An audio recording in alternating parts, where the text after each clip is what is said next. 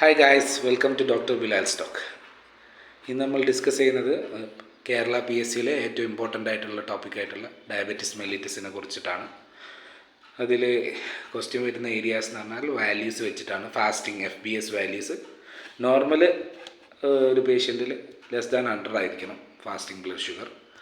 Impaired glucose tolerance ആണെങ്കിൽ, അതായത് diabetes മെല്ലിറ്റസിലേക്ക് പേഷ്യൻറ്റ് പോയിക്കൊണ്ടിരിക്കുകയാണെങ്കിൽ 100 to 125 ഇടയിലായിരിക്കും.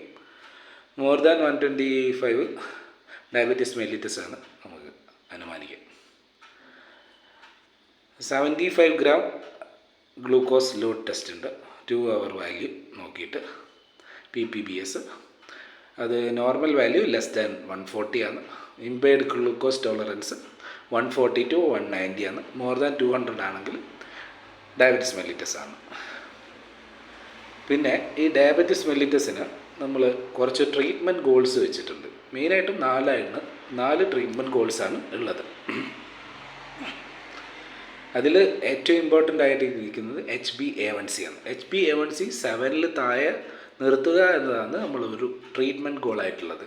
പിന്നെ post prandial blood sugar less than 180, BP less than 130 to 180.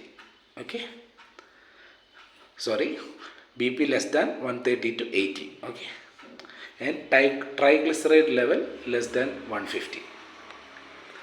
ഇനി അടുത്ത നമ്മൾ നോക്കുന്നത് ഡയബറ്റിസ് ടൈപ്പ് 1 പറ്റിയാണ്. ടൈപ്പ് 1 ഡയബറ്റിസ്, അതിൽ ആക്ച്വലി ഇൻസുലിനും C-peptide are released in the ratio of 1:1 ആണ്.